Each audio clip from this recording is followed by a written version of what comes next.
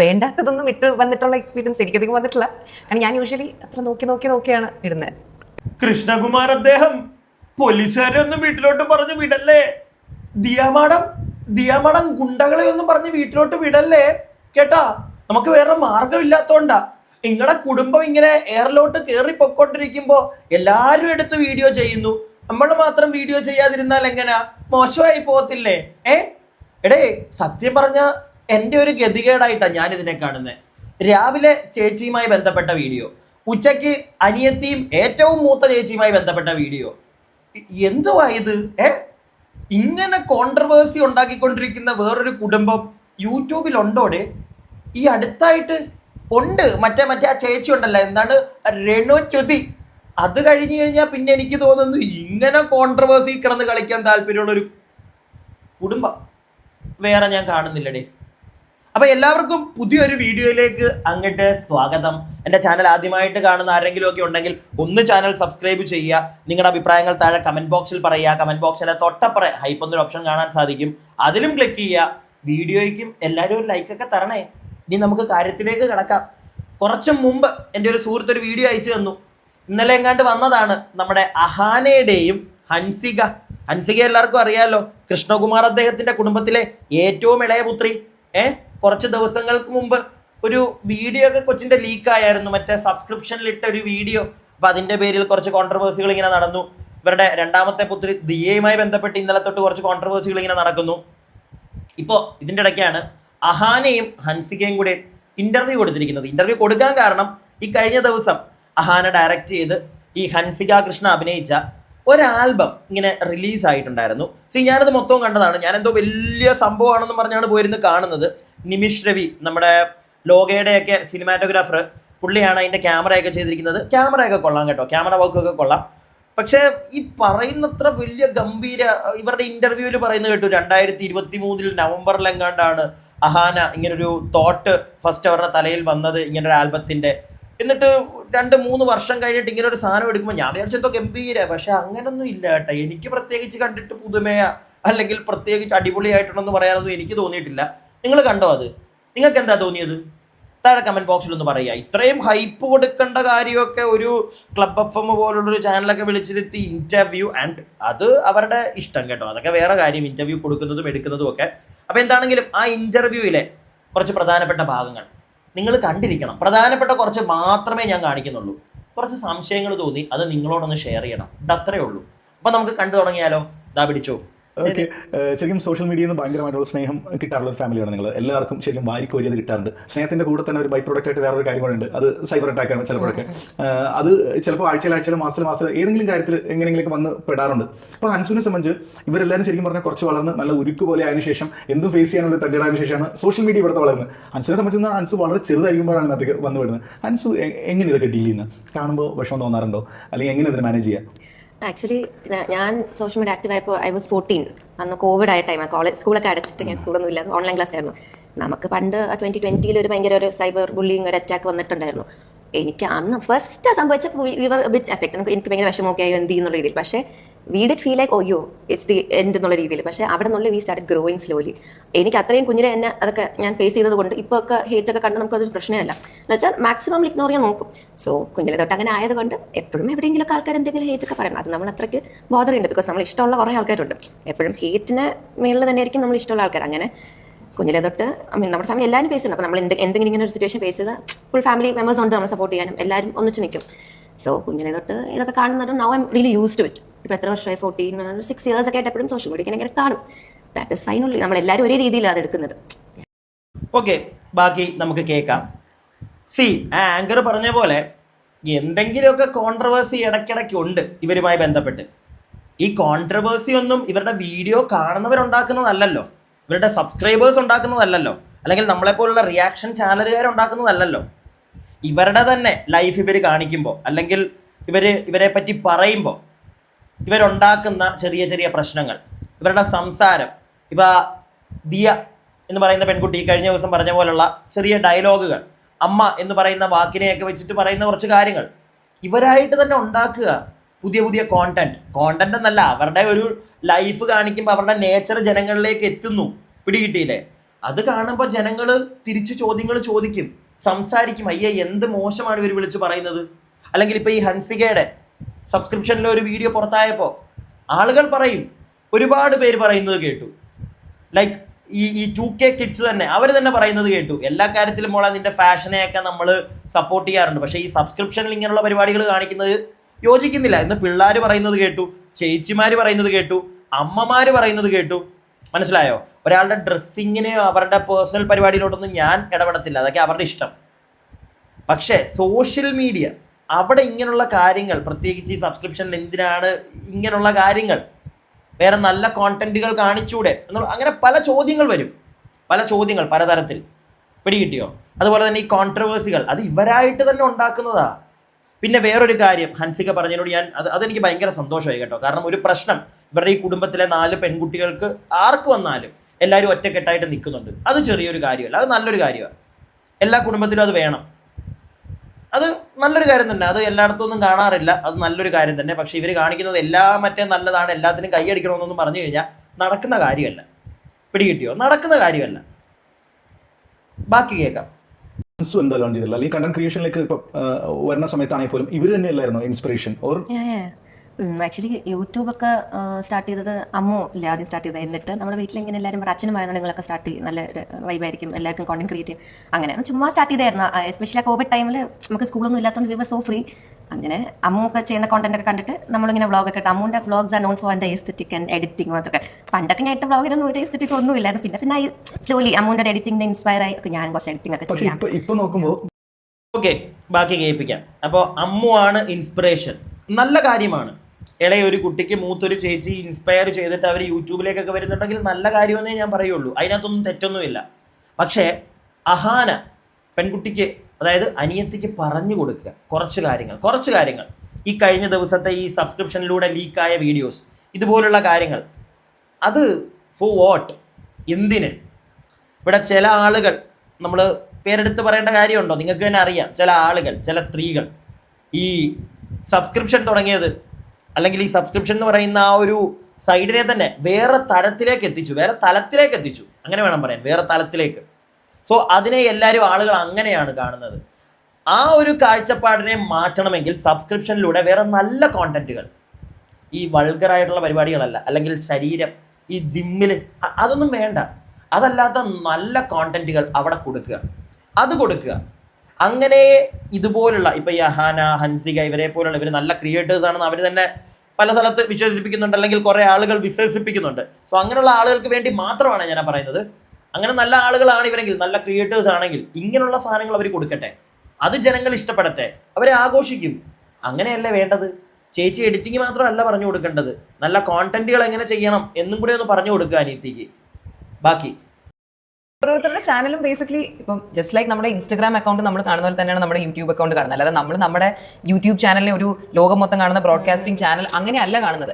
അതായത് ഇപ്പോൾ എൻ്റെ ഇൻസ്റ്റാഗ്രാമിൽ ഞാൻ എൻ്റെ തോട്ട്സ് ഷെയർ ചെയ്യുന്ന പോലെ എൻ്റെ യൂട്യൂബ് ഹാൻഡിൽ ഞാൻ എൻ്റെ perspective, the way like for example Japan through my eyes ഞാൻ ഷെയർ ചെയ്യുന്നു. അതേപോലെ ഹൻസിക്കയുടെ ചാനലിൽ ഹൻസിക്കയുടെ പെർസ്പെക്റ്റീവ് ഇടുന്നു. നമ്മൾ അതിന് ഇത്രയായിട്ടാണ് കാണുന്നത്. ഓക്കെ, നിങ്ങൾ അത്രയുമായിട്ടേ കാണുന്നുള്ളൂ. പക്ഷെ നിങ്ങളൊരു കാര്യം ആലോചിക്കണം, നിങ്ങളുടെ ഒരു പ്രൈവറ്റ് സ്പേസ് അല്ല അത്. മനസ്സിലായില്ലേ? ഇതൊരു പബ്ലിക് സ്പേസാണ് യൂട്യൂബ് എന്ന് പറയുന്നത്. നിങ്ങൾ നിങ്ങളുടെ തോട്ട്സ് ഷെയർ ചെയ്യുന്നു. നിങ്ങളൊരു ജപ്പാനിൽ പോകുമ്പോൾ നിങ്ങളുടെ ഒരു പെർസ്പെക്റ്റീവിലൂടെ ജപ്പാനെ കാണിച്ചോളൂ, നല്ല കാര്യം. പക്ഷെ മനസ്സിലാക്കേണ്ട ഒരു കാര്യം, നിങ്ങളുടെ ഒരു പ്രൈവറ്റ് സ്പേസ് അല്ല അഹാന.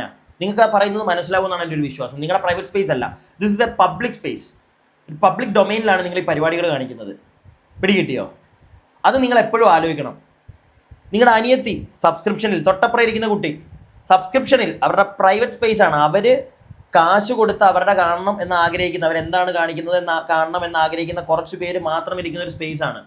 അവിടെ പോലും ഇങ്ങനെ ചില വീഡിയോകൾ ചെയ്യുമ്പോൾ ഓർക്കേണ്ട കാര്യം, പ്രൈവറ്റ് സ്പേസ് ആണ്, പക്ഷേ ഓർക്കേണ്ട കാര്യം, ചില ആളുകൾ കഴിഞ്ഞ ദിവസം കമന്റ് ഇട്ടത് കണ്ടു, അത് അവരുടെ പ്രൈവറ്റ് സ്പേസ് അല്ലേ, അല്ലെങ്കിൽ അത് അവരുടെ പ്രൈവറ്റ് സ്പേസ് എങ്ങനെ ആവുന്നത്, ഇത് പബ്ലിക് ഡൊമൈനിലല്ലേ ചെയ്യുന്നത്. ഇതിൽ രണ്ടുണ്ട്. ഒന്ന്, പബ്ലിക് ഡൊമൈനിൽ ഒരു ലൈക്ക് ഒരു പ്ലാറ്റ്ഫോമിൽ അവർ പ്രൈവറ്റ് ആയിട്ടൊരു സ്പേസ് എടുത്ത് അവിടെ ആൾക്കാർ കാശ് കൊടുത്ത് കാണുന്നതാണ്. അത് അവിടെ നിന്ന് പിക്ക് ചെയ്ത് പുറത്തേക്കിടാൻ ആളുകളുണ്ട് എന്ന ബോധം ഈ പ്രൈവറ്റ് സ്പേസിൻ്റെ ഉടമസ്ഥയ്ക്ക് ഉണ്ടാവണം. അതൊന്നാമത്തെ കാര്യം. ഈ സൈബർ ഇടത്തിൽ ഒരിക്കലും ഒരു പ്രൈവറ്റ് ആയിട്ടുള്ള സ്ഥലമില്ല. നമുക്ക് പറയാം അത് കുറച്ച് പേർക്ക് വേണ്ടി മാത്രമുള്ളതാണ്, പക്ഷെ അങ്ങനെ അല്ല. ഇപ്പൊ തന്നെ കണ്ടല്ലോ, എല്ലാം പുറത്തേക്ക് വരും. അപ്പൊ അത് എല്ലാവരും ഒന്ന് ഓർത്തിരിക്കണം. മനസ്സിലായോ? ബാക്കി കാണാം. ഉറപ്പായിട്ടും നിങ്ങൾ തന്നെയാണ് ഡിഫൈൻ ചെയ്യുന്നത്, അല്ലെങ്കിൽ നിങ്ങളുടെ ചോയ്സ് ആണ് എന്താണ് ഓഡിയൻസ് കാണേണ്ടത് എന്നുള്ളത്. എങ്ങനെയായിരിക്കും അതിനെ നിങ്ങൾ തരം തിരിക്കുക? ഈ ഒരു ഇപ്പോൾ പബ്ലിക് ആക്കേണ്ടത് അല്ലെങ്കിൽ പ്രൈവറ്റ് ആക്കി വെക്കേണ്ടത് എന്നുണ്ട്. ചിലപ്പോൾ മനസ്സാവാതെ അറിയാത്ത കാര്യങ്ങൾക്ക് പോലും ബ്ലോഗിൽ വന്ന എഡിറ്റഡ് ആയിട്ടുള്ള ബ്ലോഗിൽ വന്ന കാര്യത്തിന് പോലും ചിലപ്പോൾ ആളുകൾ പഠിക്കുന്നതും പലപ്പോഴും കേൾക്കാറുണ്ട്. അതിപ്പോൾ എനിക്ക് പേഴ്സണലി അങ്ങനത്തെ, കാരണം ഞാൻ അത്രയും ശ്രദ്ധിച്ച്, കാരണം ഇപ്പം ഒരു ട്രാവൽ ബ്ലോഗ് ആണെങ്കിൽ I just document all my experiences and then തിരിച്ചൊക്കെ വന്നിട്ട് ഞാൻ അതിന് എഡിറ്റ് ചെയ്യും. അപ്പം എഡിറ്റ് ചെയ്യുമ്പോൾ ആ ഒരു എഡിറ്റ് നറേറ്റീവിന് സൂട്ട് ആവുന്ന പോലത്തെ സാധനങ്ങൾ. അതിലിപ്പം വേണ്ടാന്ന് പറഞ്ഞ് കട്ട് ചെയ്ത് കളയുന്ന ചിലപ്പോൾ എനിക്ക് എന്തെങ്കിലും ലാഗ് തോന്നുന്നതോ അല്ലെങ്കിൽ ആവശ്യമില്ലാന്ന് തോന്നുന്നതോ ആയിട്ടുള്ള ഫുട്ടേജസ് ആയിരിക്കും. അപ്പം ഞാൻ യൂഷ്വലി ഇപ്പോൾ ഒരു എൻ്റെ വ്ളോഗ്സിനെ, എൻ്റെ ട്രാവൽ വ്ളോഗ്സിനെയൊക്കെ ഞാനൊരു കുഞ്ഞു സിനിമ പോലെയാണ് ഞാൻ അതിനെ കാണുന്നത്. അപ്പം ഞാൻ അത്ര ശ്രദ്ധിച്ച് നോക്കി എഡിറ്റ് ചെയ്ത് അത് റിവ്യൂ ചെയ്ത് അങ്ങനെയാണ് യൂഷ്വലി അപ്പം എനിക്കങ്ങനെ വേണ്ടാത്തതൊന്നും ഇട്ട് വന്നിട്ടുള്ള എക്സ്പീരിയൻസ് എനിക്കധികം വന്നിട്ടില്ല. കാരണം ഞാൻ യൂഷ്വലി അത്ര നോക്കിയാണ് ഇടുന്നത്. അത് പറഞ്ഞപ്പോ തൊട്ടപ്പുറം ഇരിക്കുന്ന അനിയത്തിയെ ഒരു നോട്ടം നോക്കുന്നത് കണ്ടോ ചേച്ചി? വേണ്ടാത്തതൊന്നും ഞാനിട്ട് വന്നിട്ടില്ല എന്ന്. കഴിഞ്ഞ ദിവസം അനിയത്തി ഇൻസ്റ്റഗ്രാമിൽ പറഞ്ഞു കഴിഞ്ഞത്, എന്നാലും ചോദിക്കുക ചേച്ചിയോട്, ഇട്ട ആ ഒരു വീഡിയോ അത് നല്ലതായിട്ട് ചേച്ചിക്ക് തോന്നുന്നുണ്ടോ? ചേച്ചിക്ക് തോന്നുന്നുണ്ടോ അത്? അറ്റ്ലീസ്റ്റ് ആ കുട്ടിയോടെങ്കിലും പറയുക കേട്ടോ, ഉള്ള കാര്യം. അമ്മയും മോളും അല്ല, അത്രേ പറയാനുള്ളൂ. ബാക്കി ഇപ്പോൾ വീട്ടിൽ, അതായത് ഇപ്പൊ മറ്റേന്ന് പറഞ്ഞാൽ ഏറ്റവും കൊച്ചുകുട്ടി എന്ന് പറഞ്ഞാൽ ഹൻസികയായിരിക്കും ഉറപ്പായിട്ടും. അതിപ്പോഴും അമ്മ വല്ലോ മറ്റേ ആ കൊച്ചിനെ വിളിക്കും എന്ന് പറയുമ്പോൾ നമ്മൾ വിളിക്കും ഹൻസികേനോ അല്ല, ഹൻസിക ഒരു വലിയ കുട്ടിയാണ്, പക്ഷെ ഇപ്പോഴും വീട്ടിലെ കൊച്ചുകുട്ടിയല്ലേ. അപ്പം കൊച്ചെന്ന് പറയുമ്പോൾ നമ്മുടെ മനസ്സിൽ പെട്ടെന്ന് ഹൻസികയാണ് വരുന്നത്, പക്ഷെ ഹൻസിക ഒരു കൊച്ചുകുട്ടി അല്ല ഇപ്പൊ. ഇപ്പം ഈ അടുത്ത് റൊണാൾഡോ ഒക്കെ യൂട്യൂബ് ചാനൽ തുടങ്ങി, കാൻഡിഡ് വ്ളോഗ്സ് ഇടുന്നു. അത് അവർ പൈസ ഉണ്ടാക്കാൻ വേണ്ടി ഒന്നല്ലോ ചെയ്യുന്നത്. It is only because they want to build that one extra വളരെ ഒരു personal level connection with an audience. അപ്പം അത് നമുക്ക് ഓൾറെഡി ഉള്ളൊരു സാധനമാണ്. അപ്പം അതിനെ നമ്മൾ ഒരു ബ്ലെസ്സിങ് ആയിട്ട്. ഹൻസികേനെ നിങ്ങൾ വീട്ടിൽ കൊച്ചുകുട്ടിയായിട്ട് കണ്ടോളൂ. പക്ഷെ നിങ്ങൾ തന്നെ പറയുന്നുണ്ട്, അഹാന നിങ്ങൾ തന്നെ പറയുന്നു ഹൻസിക ഒരു കൊച്ചുകുട്ടി അല്ല. അമ്മയ്ക്ക് അവൾ കൊച്ചുകുട്ടിയാണ്, പക്ഷെ അവൾ ഒരിക്കലും കൊച്ചുകുട്ടിയല്ല, വലുതായി. ആ വലിയ കുട്ടി അവര് നിങ്ങളുടെ സിസ്റ്ററാണ്, നിങ്ങളെക്കാട്ടിലും ഒരുപാട് ഏജ് ഡിഫറൻസ് ഉണ്ട്. ആ പെൺകുട്ടിക്ക് കാര്യങ്ങൾ പറഞ്ഞു കൊടുക്കാനുള്ള അധികാരം, റൈറ്റ്സ് നിങ്ങൾക്കുണ്ട്. പറഞ്ഞു കൊടുക്കുക. മനസ്സിലായില്ലേ? ഈ സബ്സ്ക്രിപ്ഷൻ അതിൻ്റെ ഒരു ആവശ്യമുണ്ടോ ആ കുട്ടിക്ക്? സത്യം പറഞ്ഞു കഴിഞ്ഞാൽ എനിക്ക് മനസ്സിലാവുന്നില്ല. പിന്നെ അത് അവരുടെ ഇഷ്ടം. വേറൊരു കാര്യം, റൊണാൾഡോയെ പറ്റിയൊക്കെ പറയുന്നുണ്ടല്ലോ, അദ്ദേഹം യൂട്യൂബ് ചാനൽ തുടങ്ങിയത് ശരിയാണ്. പുള്ളിയൊന്നും കാശിന് വേണ്ടി ആയിരിക്കത്തില്ല. പക്ഷേ നിങ്ങൾ തുടങ്ങിയത് കാശിന് വേണ്ടി തന്നെ അല്ലേ? അല്ലെങ്കിൽ തുടക്കകാലത്ത് സ്ഥിരമായിട്ട് വീഡിയോ ഇട്ടുകൊണ്ടിരുന്ന നിങ്ങൾ ഇപ്പം എന്താ വീഡിയോ ഇടാത്തത്? കാരണം നിങ്ങൾക്ക് അത്യാവശ്യം കാശായി, കിട്ടിക്കഴിഞ്ഞു. ഇപ്പോൾ അതിനകത്തുനിന്ന് കിട്ടേണ്ട ആവശ്യമില്ല. അതുകൊണ്ട് സ്ഥിരമായിട്ട് അത് പിടിച്ചിരിക്കുന്നില്ല. ബാക്കിയുള്ള നിങ്ങളുടെ മേഖലയിലേക്ക് നിങ്ങൾ കുറച്ചും കൂടെ കോൺസെൻട്രേറ്റ് ചെയ്യുന്നു. നല്ല കാര്യമാണ് അത്. നിങ്ങൾ യൂട്യൂബിൽ നിന്ന് കാശ് ഉണ്ടാക്കിയിട്ടുണ്ടെങ്കിൽ അത് നല്ല കാര്യം തന്നെ, തെറ്റാണെന്നൊന്നും ഞാൻ പറയത്തില്ല, നല്ല കാര്യം തന്നെ. പക്ഷേ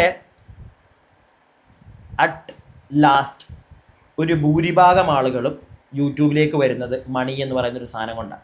അല്ലാതെ വെറുതെ നമ്മുടെ സമയം കളഞ്ഞ് നമുക്ക് എന്തിന്? റൊണാൾഡോയ്ക്കൊക്കെ പിന്നെ അവർക്ക് സമയം കിടക്കുകയായിരിക്കും ഇപ്പോൾ ഇഷ്ടംപോലെ. എല്ലാം കഴിഞ്ഞ് ലൈഫിൽ സേഫ് ആൻഡ് സെക്യൂർ ആയിട്ടിരിക്കുന്ന ആൾക്കാരാണ്. അവരുടെ ടൈം അവർ എൻജോയ് ചെയ്യുന്നു. എൻജോയ്മെൻ്റ് ആയിട്ട് ചെയ്യുന്ന ആളുകളും ഉണ്ട്. അതാണ് ഞാൻ പറഞ്ഞത്, അങ്ങനെ ആളുകളുണ്ട്. പക്ഷേ ഭൂരിഭാഗവും ഫോർ ക്യാഷ്. പിടികിട്ടിയോ?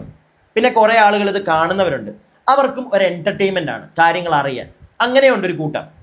ഇപ്പം എൻ്റെ വീഡിയോ തന്നെ കാണുന്നവർ, അവർക്ക് വേറെ ജോലിയുണ്ട്, അവർ കാശ് ഉറപ്പായിട്ടും ഉണ്ടാക്കുന്നുണ്ട്. ഇല്ല പ്രിയപ്പെട്ടവരെ? ഇല്ലേ? ഇല്ലെങ്കിൽ കുറേ പേര് എൻ്റർടൈൻമെൻറ്റ് അങ്ങനെ കാണുന്നവരുണ്ട്. ബാക്കി കുറച്ചും കൂടെ നമുക്കൊന്ന് വേണം കാണാനെന്നേ ഞാൻ കണ്ടിട്ടുണ്ടാവും. പല കാര്യങ്ങളുണ്ട് ഇതിനകത്തൊക്കെ നിങ്ങൾ ലേൺ ചെയ്തിട്ടില്ല, അമ്മയിൽ നിന്ന് ലേൺ ചെയ്തിട്ടുള്ള ഒരു കാര്യം എന്താ? രണ്ടുപേരും അമ്മയിൽ നിന്ന് ലേൺ ചെയ്തിട്ടുള്ളൊരു കാര്യം എന്ന് പറഞ്ഞാൽ she's A very capable person. അതായത് ഇപ്പം നമ്മുടെ ലൈഫിലുണ്ടായിട്ടുള്ള ഒരുപാട് സിറ്റുവേഷൻസ് അമ്മ ഭയങ്കര കേപ്പബിൾ ആയിട്ട് ഹാൻഡിൽ ചെയ്തിട്ടുണ്ട്. അപ്പോൾ അതുകൊണ്ട് നമ്മളെല്ലാവരും നമ്മളെ സ്വയം വളരെ കേപ്പബിൾ ആയിട്ടുള്ള ആൾക്കാരായിട്ടാണ് നമ്മൾ കാണുന്നത്. ഇപ്പം നമ്മൾ ഒരിക്കലും വിചാരിക്കില്ല that as a girl we are less capable, അല്ലെങ്കിൽ ഇത് നമുക്ക് പറ്റില്ല. അപ്പോൾ കാരണം അമ്മ എല്ലാം ഭയങ്കര ടഫായിട്ടാണ് ഡീൽ ചെയ്യുന്നത്. അപ്പം അത് ഡെഫിനറ്റ്ലി നമുക്ക് ഭയങ്കര ഇൻസ്പയറിംഗ് ആയിട്ട് തോന്നിയിട്ടുള്ളൊരു കാര്യമാണ്. പിന്നെ വേറെ എന്താണ്? ഇപ്പം കുഞ്ഞിലെ തൊട്ട് നമുക്ക് എന്തെങ്കിലും ഡിഫിക്കൽട്ട് സിറ്റുവേഷൻ ഉണ്ടെങ്കിൽ അമ്മ അത് നമ്മളത് ഡിഫിക്കൽട്ട് ആണെന്ന് അറിയിക്കത്തില്ല. ആ രീതിയിൽ നമുക്കത് കംഫർട്ടബിൾ ആക്കി തരും കുഞ്ഞിലെ തൊട്ട് എല്ലാവരുടെയും കാര്യത്തിൽ. അപ്പം അമ്മ ഇങ്ങനെ എപ്പോഴും ലൈക്ക് ഒരു ഗിവ് അപ്പ് സിറ്റുവേഷനേ കാണത്തില്ല. അമ്മയ്ക്കായാലും അച്ഛനായാലും ദേ ഓൾവേസ് നമുക്ക് അഡ്വൈസ് തരും എന്താണെങ്കിലും ഗിവ് അപ്പ് ചെയ്യരുത് എന്നുള്ള രീതിയിൽ. അപ്പോൾ കുഞ്ഞിലെ തൊട്ട് എത്ര ഡിഫിക്കൽട്ടീസിലൂടെ നമ്മൾ പോയെങ്കിലും നമുക്കത് അത്രയ്ക്ക് നമ്മൾ അന്ന് എഫക്ട് ചെയ്തിട്ടില്ല. ബിക്കോസ് നമ്മുടെ പേരൻസ് അത്രയ്ക്ക് നമ്മളെ മാക്സിമം കംഫർട്ടബിൾ രീതിയിലാണ് വളർത്തിയത്. നമ്മൾ പിന്നെ വലുതായിട്ട് അത് റിയലൈസ് ചെയ്യുമ്പോൾ വി ലൈക്ക് ഓ അത്രയ്ക്ക് ഡിഫിക്കൽട്ട് സിറ്റുവേഷൻ ആയിരുന്നല്ലോ, but still they won't us to feel that. സ്കൂളിൽ പോകുന്ന ടൈമൊക്കെ ആയാലും. ഓക്കെ, മതി. ഞാൻ കൂടുതൽ ഇനിയും കാണിച്ച് നിങ്ങളെ വെറുപ്പിക്കുന്നില്ല. ഇതുപോലുള്ള കാര്യങ്ങൾ ഒരുപാട് കാര്യങ്ങൾ ഇരുന്ന് സംസാരിക്കുന്നുണ്ട്. ഞാനൊരു കാര്യം പറയട്ടെ, എല്ലാ അച്ഛനമ്മമാരും അങ്ങനെയാണ്. അഹാന അല്ലെങ്കിൽ ഹൻസിക, എല്ലാ അച്ഛനമ്മമാരും അങ്ങനെയാണ്. മക്കളെ എപ്പോഴും കംഫർട്ടബിൾ ആക്കി നോക്കാൻ മാക്സിമം അങ്ങനെ കൊണ്ടുപോകാനായിരിക്കും എല്ലാവരും ശ്രമിക്കുക. പക്ഷെ അതോടൊപ്പം തന്നെ മക്കൾക്ക് ശരി തെറ്റ് എന്നുള്ള കാര്യം പറഞ്ഞു തരും, പറഞ്ഞു കൊടുക്കും. ഭൂരിഭാഗം പേരും, ചിലവരൊന്നും നഹി, മക്കൾ അവരുടെ ഇഷ്ടത്തിന്. നിങ്ങളുടെ ഫാമിലിയിൽ അതാണ് കൂടുതലും നടക്കുന്നതെന്നാണ് നിങ്ങൾ വഴി തന്നെ നമുക്ക് മനസ്സിലായിരിക്കുന്നത്. നിങ്ങളുടെ അച്ഛൻ പണ്ട് കൊടുത്തൊരു ഇൻ്റർവ്യൂ ഞാൻ വീണ്ടും ഒന്നും കുത്തിപ്പൊക്കി ഇവിടെ കാണിക്കുന്നില്ല. ഓൾറെഡി ഈ 2-3 ദിവസമായിട്ട് ഈ ഒരു ഇവരുമായി ബന്ധപ്പെട്ടുള്ള കോൺട്രവേഴ്സികൾ നടക്കുന്നതുകൊണ്ട് തന്നെ നമ്മളതൊക്കെ നേരത്തെ കാണിച്ചതാണ്. പിടികിട്ടിയോ? ആൻഡ് അറ്റ് ലാസ്റ്റ് നാട്ടുകാരോടുള്ള പുച്ഛം, അതൊന്ന് കുടുംബപരമായി എല്ലാവരും ഒന്ന് മാറ്റിവെക്കുക. ഞാൻ ഈ ഒരു കുടുംബത്തിൽ കൃഷ്ണകുമാർ, സിന്ധു കൃഷ്ണ, അഹാന, ദിയ, ഇഷാനി, ഹൻസിക, ഈ 6 പേരിൽ അവസാനം പറഞ്ഞ 2 പേര് ഇഷാനി, ഹൻസിക, ഈ നാട്ടുകാരോടുള്ള പുച്ഛം ഇച്ചിരിയെങ്കിലും കുറവുള്ള ഇവർക്ക് 2 പേർക്കായിട്ടാണ് എനിക്കെപ്പോഴും തോന്നിയിട്ടുള്ളത്. എൻ്റെ പേഴ്സണൽ അഭിപ്രായമായത്. ബാക്കി എല്ലാവർക്കും ഒരു പുച്ഛമാണ്. അങ്ങ് ഇല്ലാതാക്കാം. ഞങ്ങൾക്കെതിരെ ആരെങ്കിലും എന്തെങ്കിലും മിണ്ടിയാ തീർത്ത്. ആ ഒരു മൂടൊക്കെ ഒന്ന് മാറ്റി വെക്ക്. ഇല്ലെങ്കിൽ കുറച്ച് കഴിയുമ്പോൾ നാട്ടുകാർ വെറുക്കും. മനസ്സിലായില്ലേ? ഈ സ്നേഹിക്കാൻ കുറേ പേര്, എത്ര പേര് വെറുത്താലും സ്നേഹിക്കാൻ കുറേ പേര് കാണുമെന്ന് പറയുന്നല്ലോ, അതിനകത്തുനിന്നും കുറേ ആൾക്കാരങ്ങ് പോകും. ഇപ്പം നിങ്ങളുടെ വീഡിയോകളുടെയൊക്കെ കമൻറ്റ് ബോക്സ് നോക്കിയാൽ തന്നെ മനസ്സിലാവും. പ്രത്യേകിച്ച് ദിയയുടെ സ്നേഹിച്ചുകൊണ്ടിരുന്ന ആളുകൾ വ്യക്തമായിട്ട് പറയുന്നു, ഞങ്ങൾ കാണുമായിരുന്നു, സ്ഥിരം കാണുമായിരുന്നു, പക്ഷെ മടുത്തു, നിങ്ങളുടെ സംസാരം തീരെ ഇപ്പം പറ്റുന്നില്ല. ആ രീതിയിൽ വരെ കമൻസ് ഉണ്ട്, പോയി നോക്കാം നിങ്ങൾക്ക്. ആ രീതിയിൽ പോലും ദിയ, അഹാന, നിങ്ങളുടെ കുടുംബത്തിൽ നിന്ന് ആരെങ്കിലും കാണുന്നുണ്ടെങ്കിൽ പോയി നോക്കുക. ഞാൻ വെറുതെ പറയുകയല്ല, നോക്കിയാൽ മനസ്സിലാവും. എന്തൊന്ന് ഒതുങ്ങാൻ ശ്രമിക്കുക. എല്ലാവരോടും ഒരേപോലെ ഈ പുച്ഛവും അറ്റ്ലീസ്റ്റ് ബാക്കിയുള്ളവരോടൊക്കെ കാണിച്ചോ. ഈ സബ്സ്ക്രൈബേഴ്സിനോട് പോലും കാണിക്കുന്ന ഒരു പുച്ഛം ഉണ്ടല്ലോ, നിങ്ങളുടെ നാശത്തിലേക്കാണ്. ഞാൻ എൻ്റെ അഭിപ്രായം പറഞ്ഞതേ ഉള്ളൂ. പ്രിയപ്പെട്ടവരെ, വീഡിയോ കാണുന്ന നിങ്ങളുടെ അഭിപ്രായങ്ങൾ താഴെ കമൻറ്റ് ബോക്സിൽ പറയുക. അടുത്ത വീഡിയോ ആയിട്ട് എത്രയും പെട്ടെന്ന് കാണാം. അടുത്ത വീഡിയോ ആയിട്ട് കാണുന്നവരേക്കും stay tuned and stay weird.